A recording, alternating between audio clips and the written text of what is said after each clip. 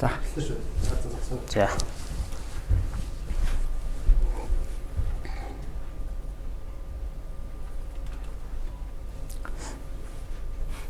За сайн байцгаана уу? Орой минь төргийн бүгдээрэнд нь. Тэгээд энэ удаа за манай багийнхан болохоор Turkish Seal Resources гэдэг компани дээр болохоор судалгаагаа танилцуулах гэж байна. За энийг мэдээ сонгож авсан шалтгаан бол тодорхой. За энэ ер нь TRQ Rio Tinto-гоос Монгол улсын засгийн газарт санал хүргүүлсэн байна. За тэгээд энэ саналтай холбоотойгоор Rio Tinto буюу одоо Turkish Seal одоо компани хувьцааны ханшинд ямар нөлөөг үзүүлж болох вэ гэдэг судалгааг бол голомт капитал үнцаасны компани зүгээс та бүхэндээ танилцуулахад бэлэн болсон байна. За тэгээд ямар ч байсан энэ дээр бол хэдүүлээ анализуудаа хийгээд те энэ яг хэрхэн нөлөөлж болох вэ? Монгол улс талд ямар ашигтай юм те компани талдаа ямар ашигтай юм. За тэгээд мэдээж оюутлогоо төсөл хөтөлбөрт ерөнхийдөө ямар үр өгөөжийг ер нь Монгол улсад оруулж ирэх вэ? Дээрээс нь нэмээд хамгийн чухал нь болохоор TRQ буюу энэ хувьцаат компани ханшинд өөрөө ямар нөлөөг үзүүлэх боломжтой вэ гэдэг энэ талаар бүгдээрээ одоо энэ судалгааг та бүхэн танилцуулах болно. За тэгээд судалгаагаа танилцуулаад эхэлье. За бэлгүүн аз төшиг нар байна. За би эхлэхээс өмнө нэг хэлчихтэй. Одоо Turkish Seal гэдэг Rio Tinto гэдэг оюу толгой гэдэг олон нэршлээ тийм. Тэр ерөнхийдөө Turkish Seal Resources гэдэг энэ компани бол Канада болон Торонто болон Нью-Йоркийн өргөний бирж дээр бүртгэлтэй. За оюутлогын 66% эзэмшдэг ийм хувьцаат компани байгаа. За Монгол улс бол 34%-ийг нь эзэмшиж байгаа. За энэний толгой компани буюу 51%-ийг нь бол Rio Tinto эзэмшдэг. За ерөнхийдөө ийм учиртай нэршлүүдтэй байгаа даа. За түрүү бэлгүүнээ хэлж जैन те. Rio Tinto болон Turkish Seal-ийн удирдлагууд Монголын засгийн газарт одоо санал тавьсан, нэг албан бичгийг илгээсэн. За тэр санал дээр ерөнхийдөө яг юу байсан бэ гэдэг талаар ярилцъя. За өмнө нь бас нэг 3 одоо саналыг засгийн газарт явуулсан. 10 сарын 25-ны өдөр явуулчихсан. За энд бол харуулсан байна. За эхнийх нь юу байсан бэ гэхээр одоо түрүү хэлсэнчлэн за оюутлогын Монголын талд ногдох буюу 34% ногдох 2.3 тэрбум ам долларын өрийн 70%-ийг нь бол ерөнхийдөө хүчингү болоё гэдэг ийм саналыг тавьж ирсэн эхний санал. За дараагийнх нь бол одоо ногдол ашиг авах хугацааг наашлууч 3 жилийн хугацаанд одоо багтаа олгох. За ингэхдээ бол 400 сая ам долларыг бол үе шаттайгаар ногдол ашиг маягаар Монгол Улсын ард иргэдэд тараах гэдэг ийм 2 дахь санал байсан. За 3 дахь нь бол одоо энэ менежментийн төлбөрийг бол үе шаттайгаар бууруулна гэдэг энэ санал байсан. За менежментийн баг бол ерөнхийдөө үйл ажиллагааны зардлын 3%-ийг нийт хөрөнгийн 6%-ийг бол ингээд аваа явж идэг. Маш их зардал энэ дээр гарч идэг. За энэтэй холбоотой ерөнхийдөө сая шинжээчдийг, олон улсын шинжээчдийг оруулж ирээд за яг энэ зардал яг одоо гарах ёстой байсан уу, зөв байсан уу гэдэг ийм юг үнэлгээг бол гаргуулж авсан те. За ингээд ерөнхийдөө бол геотехнологийн ямар ч асуудал байхгүй үед ийм нэмэлт зардал гарсан байна. Тэгэхээр ерөнхийдөө менежментийн багш нь илүү зардал гаргаад байна гэдэг ийм дүгнэлт бол гарч ирсэн байгаа. За сая ирсэн 5 саналд юу байсан бэ гэхээр гол онцлог тоо бол энэ 70%-ийг 100% болгосон. Тэгэхээр ерөнхийдөө Монголын талд хамарч ирсэн өрийг 100% одоо хүчингү болгож байна гэдэг ийм мэдээлэл өгсөн. Тэгэхээр ерөнхийдөө өмнө нь бол одоо бид нар өөр төлбөртэй одоо бөө юм болж 34% авч ирсэн бол одоо нэг юм явж нэг 34% асуудалгүй авах болж байгаа шүү тийм. За энэний дээрээс нэмээд далдуурхайн бүтээн байгуулалтын санхүүжилт байгаа. За энд бол Монголын талаас авах санхүүжилтийг бол ерөнхийдөө дуусгар болгоно. Дубайн гэрээг цуцалнаа гэдэг ийм мэдээллийг болсон. Дараагийнх нь бол аудит байгаа. За далдуурхайн бүтээн байгуулалтыг одоо санхүүжилт нь одоо зөв зүйлс зарцуулагдсан уу гэдэг аудитыг ерөнхийдөө Монголын тал хийлгэж болно. За энэ гарсан үр дүнд нь одоо хэрвээ үнэхээр үр дүнгүй зарцуулсан гэдэг үр дүн гарч ирэх юм бол бид нар зохих төлбөрийг нь бол хийхэд бэлэн байна гэдгийг бол мэдгдсэн байна. За дараагийнх нь бол юу вэ гэхээр 23 оны эхний хагас гэхэд ерөнхийдөө далдуурхайн одоо төсөл бол яач ажилтнаа орчноо хэрэгжчихнэ гэдэг төлөвтэй байгаа гэдэг юу яаж байгаа хэлсэн байгаа. За ингэхдээ ерөнхийдөө энэ хүртэлх болон цаашид гарах зардлын 100%-ийг бол хөрөнгө оруулагч талд хариуцна гэж байгаа. Тэгэхээр ерөнхийдөө далдуурхад шаардлагатай байгаа хөрөнгө оруулалтыг бол нөхдүүд өөрсдөө гаргана гэдэг санаа бас явж байгаа. За энэний дараагаар засаглал буюу дөрөв нөгөө менежментийн зардлыг бууруулах зорилгоор оюутлогын компанийн засаглалыг сайжруулах, За мөн дээрээс нь Монгол Улсын эрчим хүчний нэгдсэн системээс эрчим хүчээ хангах, за байгаль орчны салбарт хамтаа ажиллая гэдэг ийм 5 саналыг ерөнхийдөө сая одоо Rio Tinto болон Turquoise-ийн удирдлагууд засгийн газар тавьсан байгаа даа. За ингээд ерөнхийдөө ерөнхий сайд оюун эрдэнэ болон одоо ажлын хэсэг болол танилцуулсан байгаа. За ерөнхийдөө ийм санал тавьчлаа. За тэгээ бас хэлэхдээ бол ерөнхийдөө бид нар энэ 100% болгоё гэдэг бол саналыг тавьсан. Энэ 100% гэж эргэж ирсэн ерөнхийдөө маш том амжилт. Гэхдээ энэ бол өргөс авсан юм шиг энэ хоёр улс Монгол улс болон Rio Tinto энэ компани хоорондох асуудлыг бол бүрэн шийдэхгүй. Одоо цаана одоо энэ Дубайн гэрийн цуцлах тий дахин санхүүжилтийг одоо яаж явуулах вэ гэдэг талаар ахиж ярилцсанаа гэдэг ийм болол санааг бол оюун эрдэнэ сайд бол хэлсэн байгаа. За тэгэхээр ямар ч үсэн ерөөдөө бол Монгол улсын засгийн газраас бол Rio Tinto төргүүлсэн шаардлагатай тодорхой хэмжээний одоо бас амжилттай гэж хэлж болох үс иймэрхүү хариултуудыг бол авсан байна. Тэгээд яг ерөөдөө одоо та бүхэн хараад үзэх юм бол Монгол улсын засгийн газраас ерөөдөө хөргүүлсэн саналуудыг бол Rio Tinto талууд хүлээн зөвшөөрсөн. За тэгээд энэ бол ерөөдөө маш одоо амжилттай байлаа гэдэг мэдээллүүдийг бол ерөөсөө оюун эрдэнэ болон Rio Tinto-гийн одоо ажлын хэсгийн ахлагч нар бол бүрэлдэхүүний хүмүүс бол хэлж байна. Тэгэхээр одоо голомт капитал үн цаасны компани зүгээс бол энэ ерөөдөө компанидаа ерөөдөө хэрхэн нөлөөж болох вэ гэдэг шинжилгээнүүдийг бол одоо та бүхэндээ танилцуулъя. За ингээд шинжээч чин санаа. Одоо ямар ч байсан бид одоо манай багийнхан бол судалж үзээд компанидаа ямар үр ашигтай вэ те ямар сөрөг нөлөөтэй вэ гэдгийг байж болох эсвэл эерэг нөлөөлөл гарч болох уу гэдэг талаар нь бол одоо танилцуулнаа.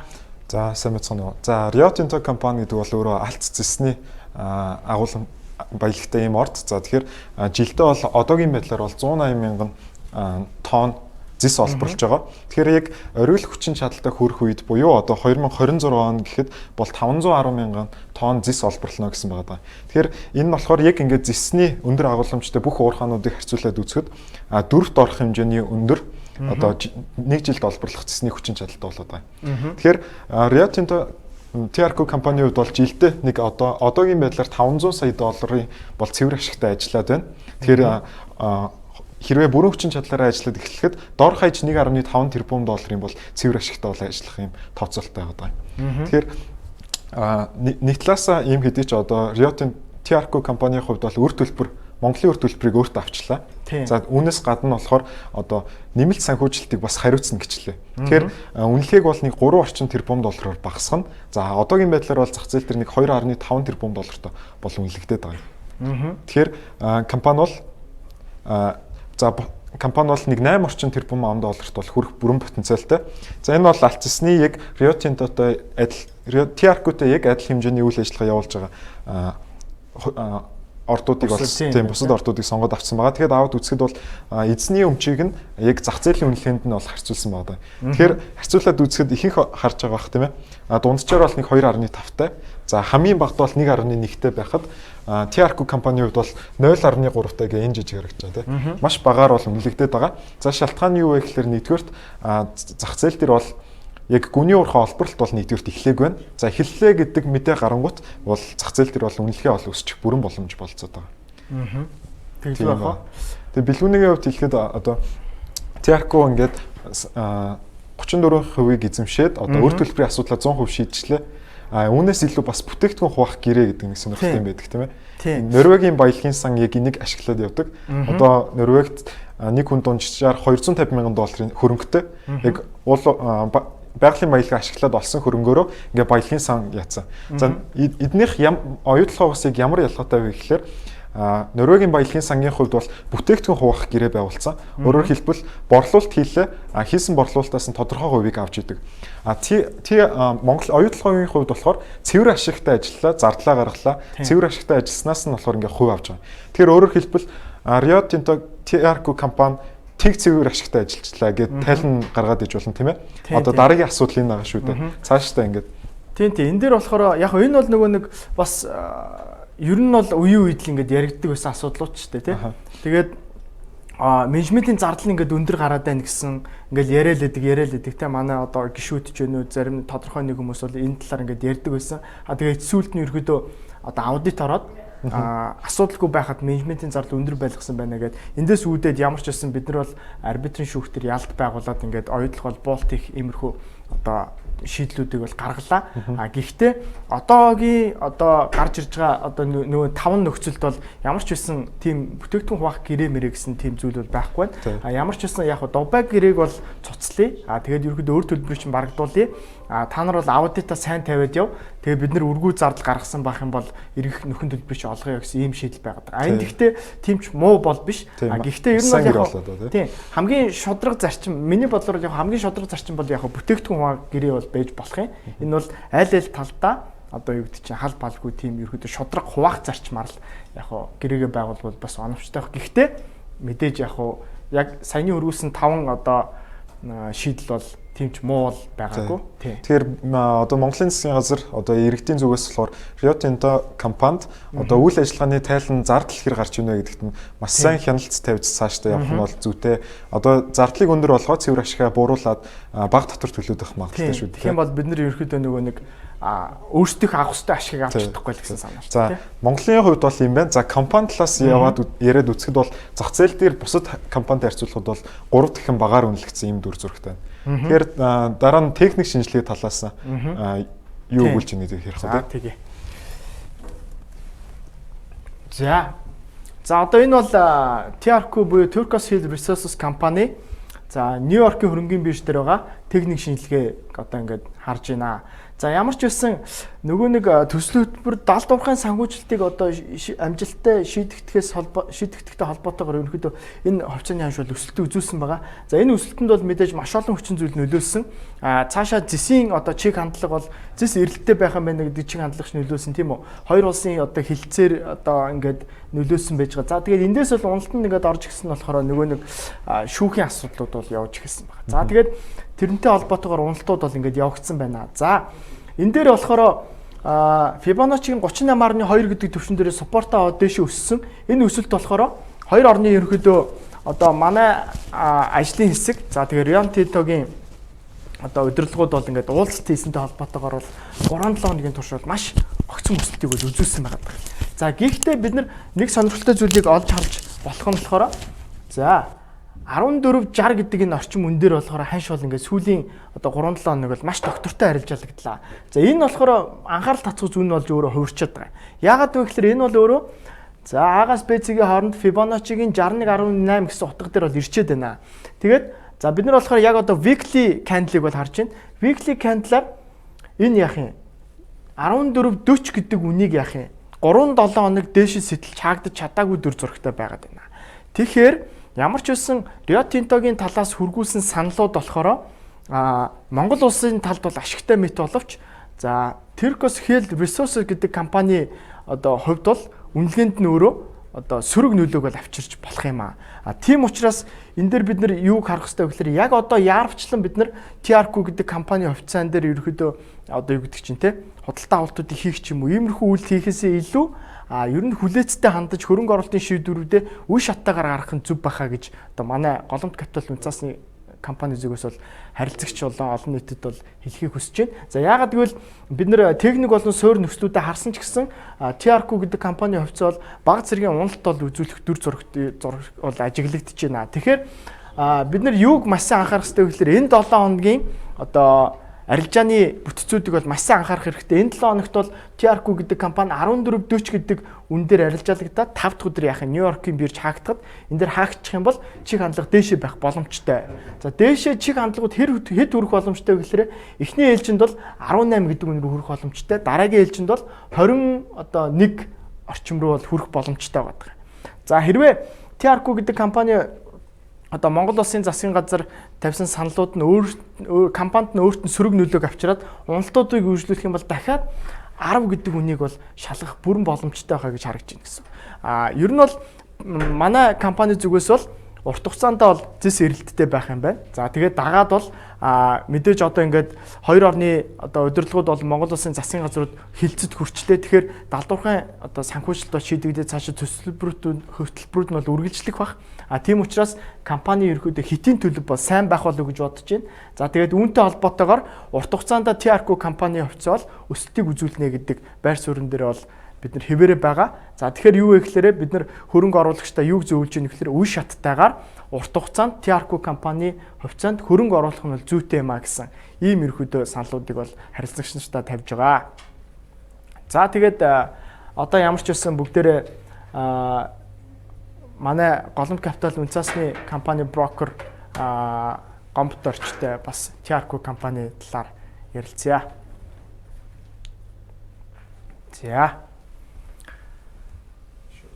За тэгээд та бүхэн лайваар явж байгаа. Ямар ч байсан та асуух асуулт байвал манай гадаад арилжааны брокер одоо гомбот орж бит хоёр ямар ч байсан танилцуулгыг хийн. Тэгээд та бүхэн ямар ч байсан асуух асуулт байвал коммент хэсэгт бичээрэй.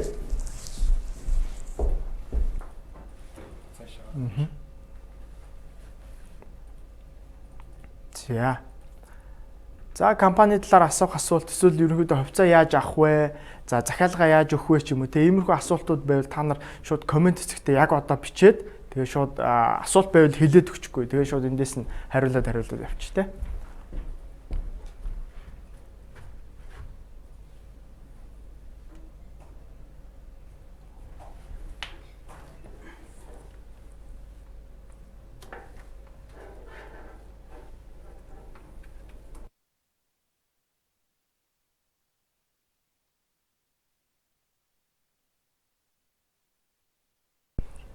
За төр үлээж гараа. Юугээ бид нэр PPT-гээ гаргатах ээ. Шимтгэлээ. За шимтгэлийн талаар бүгдээ харин би ямар ч гэсэн брокерт нь уламжлалт хийлээ.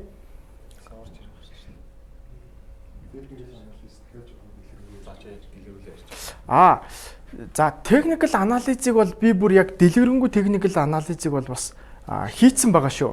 Тэгээд тэрийг ерөөхдөө нөхөд үзчихээр хүмүүсээ. За тэрнийх нь линкийг нь шууд доор нь тавиад өгчихгүй тий.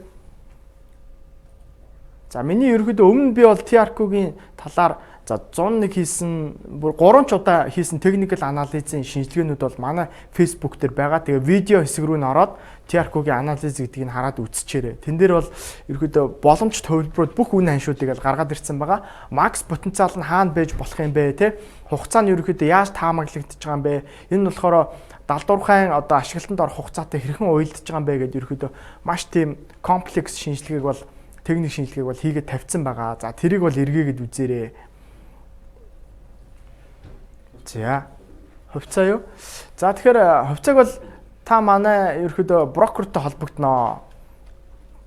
За тэгээд 86 10 33 36 гэдэг утас байгаа. Тийшээ утастаад л та ерөөдөө шууд манай брокертой холбогдоод за аль ямар компани хувьцаа сонирхож байна тэрнийхээ талаар ерөөдөө товч мэдээллийг аваад тэгээ манай голомт капитал үнцаасны компаниар дамжуулаад за дотоодын гадаадын тий Хонконг, Америк одоо Торонто гэдэг альч биржээс та хувьцааг бол худалдаж авах боломжтой байгаа.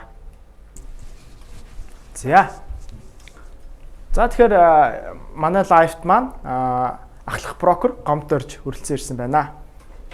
За сайн байна. За тэгээд түрүү асуусан нөгөө комментэд гарч байгаа асуултанд хариулахад яг гадаад арилжаанд хэрхэн оролцдог вэ гэхээр мэдээж эхлээд дансны хэлтэнд мөнгө байршуулсан захиалга өгсөн үндсийн 3 процессор хийгдэж байгаа.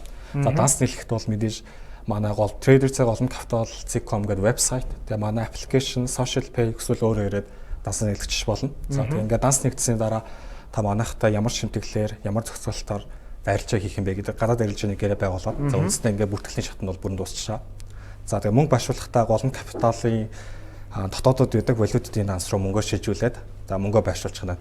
За захиалга өгөхдөө бол үндсэн 2 боломж байгаа. Та өсвөл одоо өөрөө дансаа удирдаад за дансаа шалгаад захиалгаа өгөөд одоо гэдэг нь өөрөө өсвөл юм демо арилжаа гэж хийж болно. Тэг ингээ өөрөө дансаа удирдах болох нь өсвөл зүгээр брокертой уцаар яриад уцаар ярих, мэйл явуулах, мессеж явуулах ч үгүй тийм боломжуудаар ингээд 2 үндсэн төрлөөр дансаа удирдах боломжтой. За тэгээд мэдээж данс захиалгааг өгөх, данс яаж нийлэх вэ гэж бусад мэдээлэл асуух бол 8006 9977 8610 36 36 гэдэг энэ 2 дугаар руу залгаад дэлгэрэнгүй мэдээлэл авах боломж байгаа. За бас имэйлээр холбогдож болно. За ер нь бол тэгээд юм манахаар дамжуулаад эсвэл брокертой холбогдож болох юм байна. Эсвэл шууд өөрөө ингээд арилж байгаа одоо хийгээ явах бас боломж байгаа. Тийм. Яг нөгөө нэг бид нар бол мэдээж яг хэрэгтэй заавар зөвлөгөөнүүдийг бол мэдээж өгөн те. Та манай дээр ирээд өөрөө яаж дансаа удирдах вэ гэх юм бол манайхан сайхан дэлгэрэнгүй заагаад өгнө. Тэгээд тэр зааврын дагуу та өөрийнхөө ямар ч байсан дансыг удирдаад гадаад арилжаанд за мөн дотоод арилжаанд ч гэсэн оролцох боломжтой. За тэгээд өнөөдөр яг бид нар TRQ компани хувьцааны шинжилгээ ярьж байгаа учраас гадаад арилжаагаа төлөхөө ярилцаад явна. За шимтгэлийн хувьд бол мэдээж яг гэрээгээ байгуулахдаа л одоо харилцан ярилцж тохиролцсон. Тийм, шимтгэлийн хувьд болохоор хувьцааны ширхгээс шимтгэл авдаг. 1250 ширхэг хүртэл бол $25. 1250-аас дээш ширхэг бол ширхэг бүрээс $0.2 шимтгэл авдаг. Арилжаа тутмаас авна.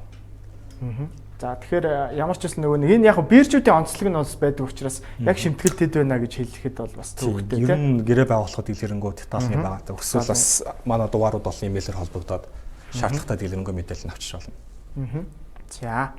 За ямар ч гэсэн ингээд ерөөхдөө та бүхэн энэ зааврын дагуу гадаад арилжаанд бол оролцох боломжтой.